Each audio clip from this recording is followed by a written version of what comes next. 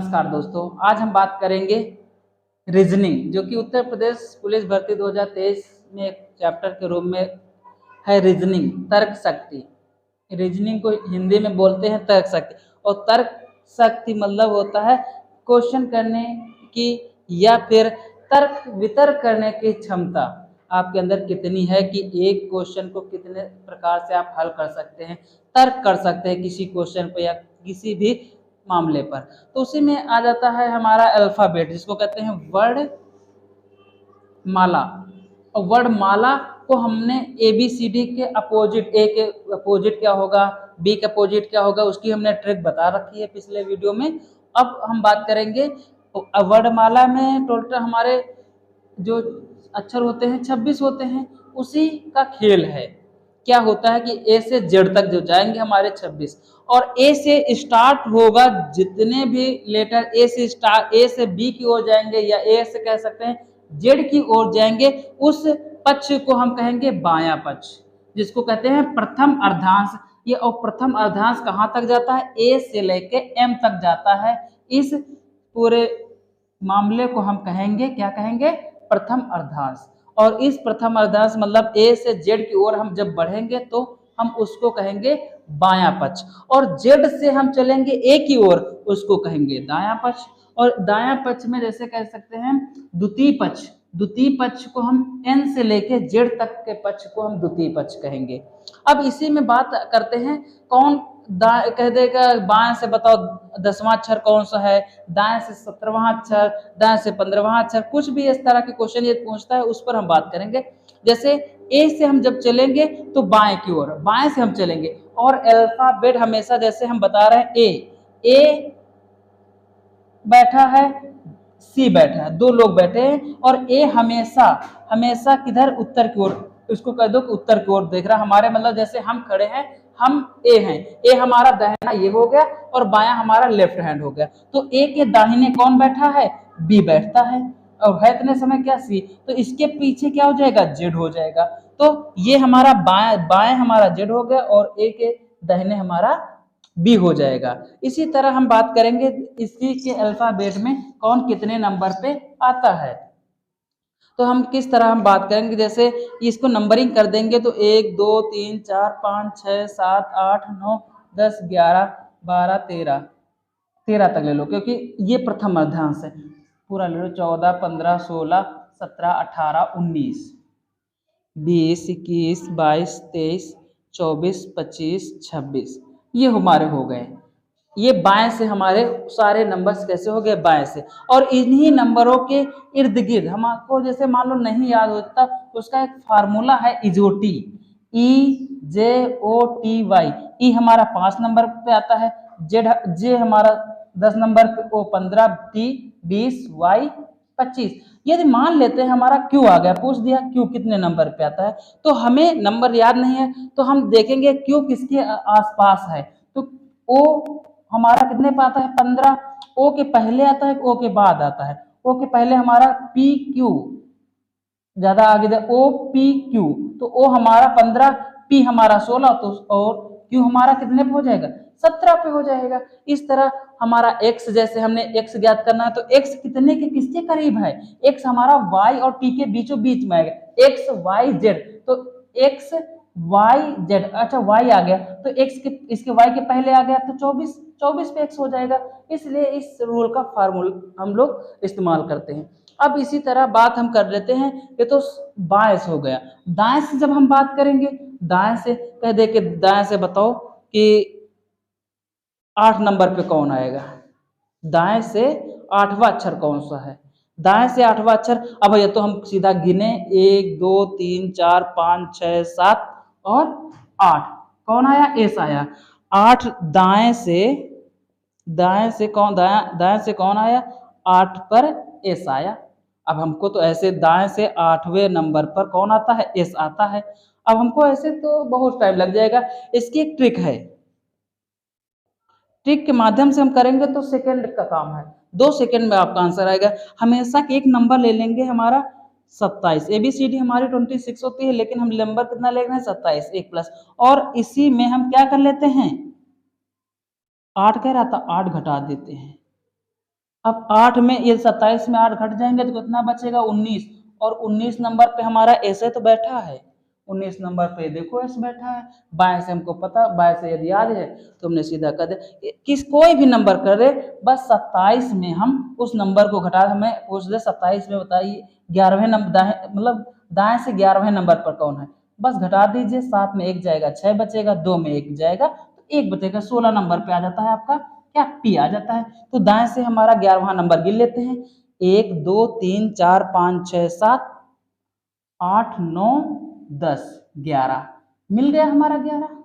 दाएं से कभी भी कहे कि कौन सा नंबर कितने पर आएगा दाएं से, तो कुछ न कीजिए, उस नंबर को नोट, केवल नोट करके 27 में घटा दीजिए और वो आंसर आपका सही सही दे देगा। ये हो गया हमारा दाएं से। और बाएं से आपको नंबर एक बार याद करना है, एक कितने पे आता है, 10 कितने पे आएगा, ये 20 पे कौन आएगा, तो इस तरह हमें नंबर कौन से इजोटी के माध्यम से हम भी याद कर सकते हो, या थोड़ा सा मेहनत करके नंबरिंग करके आप याद कर लेंगे तो हमारा सवाल बहुत सरल हो जाएगा। अब हम बात करेंगे इसी के आगे कि कौन से प्रथम अर्धांश या द्वितीय अर्धांश पर सवाल कैसे आते हैं।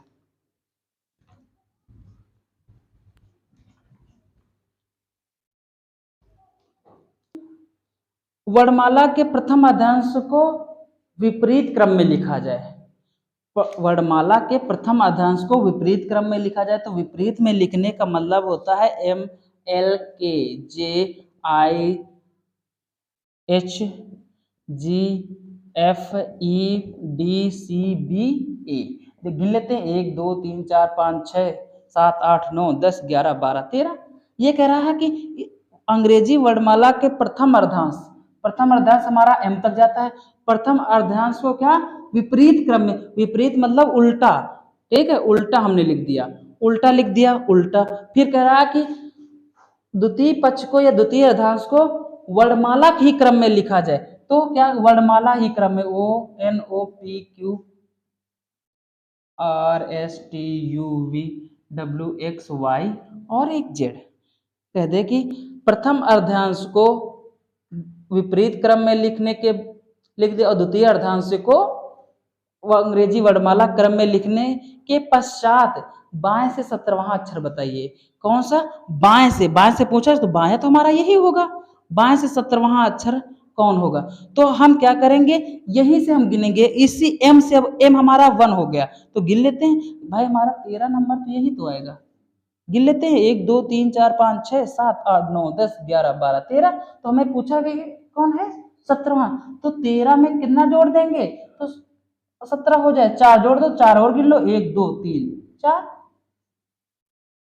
क्यों, तो वैसे भी हमारा क्यों 17 पे होता है, और वो पूछेगा क्या, हम पूछेगा कितना, हमसे ए से एम के ही बीच कोई ना कोई नंबर पूछेगा, तभी तो हमें कंफ्यूज करेगा, हमसे पूछ दे कि 6 नंबर पे कौन आएगा, तो 6 नंबर पे हमारा तो ऐसे तो आता है एफ, लेकिन जब उल्टा करेंगे तो गिनेंगे 1 2 3 4 5 6, एच आ गया।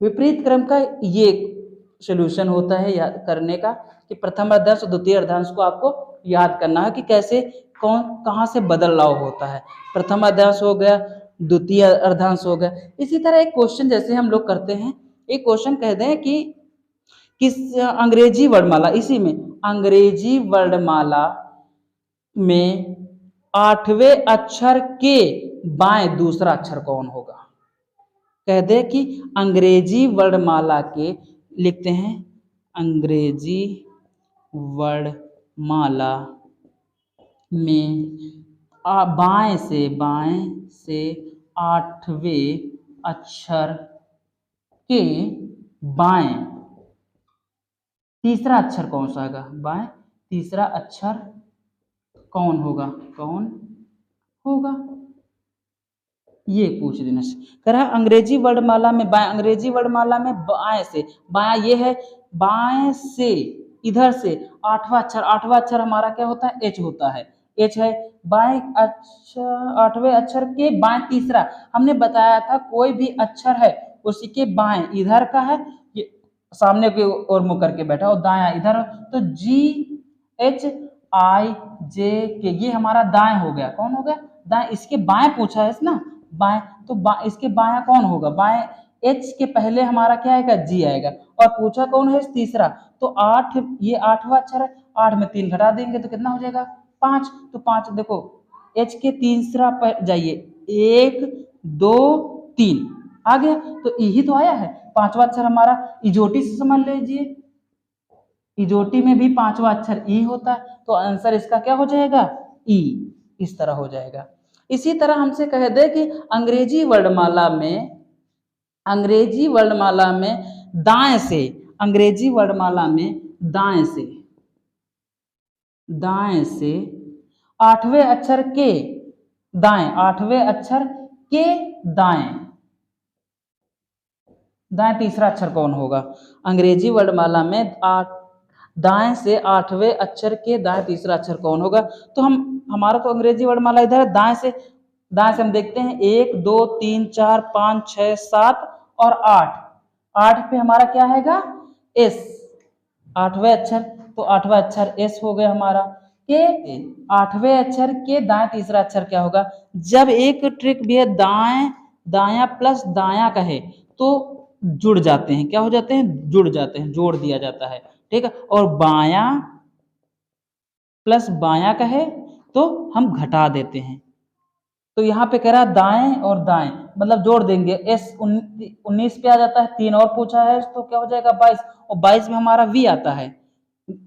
इस तरह कर सकते हैं। या फिर देख लीजिए, दाएं से हमारा 8वां अक्षर एस आ रहा, अब इसके दाएं तीसरा अक्षर कौन है, इसके दाएं आगे ही तो होगा, तो 1 2 3 ये हो गया हमारा वी। वी वैसे भी आ रहा था और ऐसे भी आ रहा था। अब अंग्रेजी वर्णमाला का विपरीत क्रम भी हो गया और प्रथम अध्यांश का। अब पूरे वर्णमाला को कहा जाए, जैसे कहते हैं अंग्रेजी वर्णमाला को विपरीत क्रम में लिखा जाए, ये तो विपरीत क्रम में लिखा जाएगा तो जेड से ही स्टार्ट होगा, तो हमें नहीं पढ़ना, तो इधर से हम लिख लेते हैं A B C D E F G H I J K L M N O P Q R S T U V W X Y और जेड। कहते हैं अंग्रेजी वर्णमाला को विपरीत क्रम में लिख दो, अंग्रेजी वर्णमाला को क्या कर दो, माला विपरीत क्रम में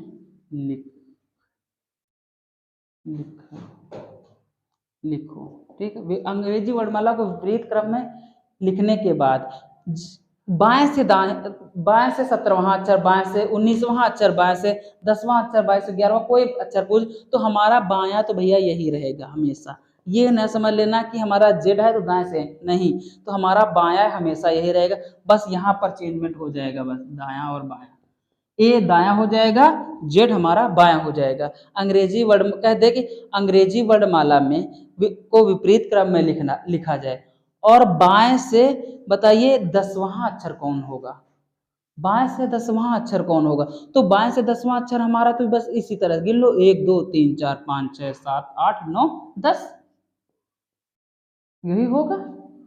तो बाएं से 10वां अक्षर हमारा, तो अंग्रेजी वर्णमाला ऐसे बाएं से हमारा 10वां अक्षर कौन सा जाता, हमारा जाता क्या, जे जाता। और जब अंग्रेजी वर्णमाला को हम विपरीत कर देंगे तो हमारा कौन सा हो जाएगा, क्यू हो जाएगा। इसी तरह कह दे कि अंग्रेजी वर्णमाला को विपरीत क्रम में लिखा जाए, 14वें अक्षर के बाएं दूसरा कौन होगा, 14वें अक्षर के बाएं से 14वें अक्षर के बाएं दूसरा कौन होगा, दूसरा अक्षर पूछा जाएगा। बाएं से 14वां अक्षर 1 2 3 4 5 6 7 8 9 10 11 12 13 14, ठीक है। 14वें अक्षर के बाएं दूसरा, तो बाएं 1 2 दूसरा ओ आ जाएगा हमारा। हमने कहा था बाएं से बाएं घटाना, तो 14वां अक्षर पूछा है, तो 14वां अक्षर हमारा क्या आ रहा, एम आ रहा ना। इधर से गिन 1 2 3 4 5 6 7 8 9 10 11 12 13 14, ठीक है।